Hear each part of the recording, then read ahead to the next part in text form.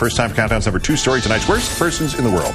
The Bronze to Radio's Sean Hannity says Barack Obama, quote, can't point to a single instance in which President Bush or McCain or Karl Rove or Sean Hannity or Talk Radio or any other major Republican has made an issue of Obama's race. A short-term memory is often the first thing to go right after the ethics. On March 2nd of this year, Hannity said, it seems that the change candidate has all the same problems with race as those before him. And then he said, it's only fair to ask, do the Obamas have a race problem of their own? And this skips comedian Rush Limbaugh's June description of Obama, quote, whose only chance of winning is that he's black, whose May description began, if he were Caucasian, and who a year ago in January started calling him a African-American. What Hannity means when he says nobody's made an issue of Obama's race is he and Limbaugh haven't called him the N-word yet.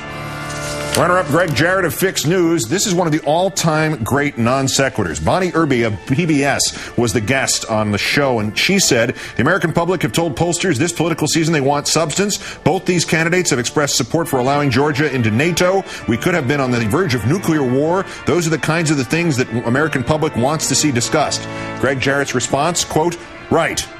You know, but getting back to John Edwards, during the Monica Lewinsky affair, do you ever get the sense that if one of these poor schmucks over there at Fox News lets the conversation stray away from the White House talking points, you get beaten savagely by Roger Ailes?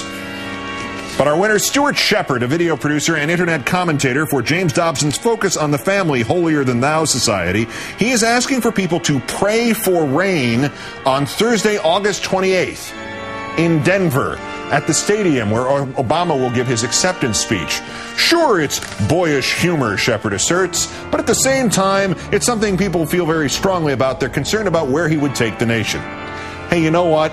It's not boyish humor, pal. There are droughts in North and South Carolina, parts of California, most of New Zealand. And this idiot who firmly believes he can induce rain by prayer is wasting it by asking his Lord and Savior to play a political prank. It's not boyish humor, and you're a selfish hypocrite. Stuart Shepard of Dobson's Focus on the Family, today's worst person in the world.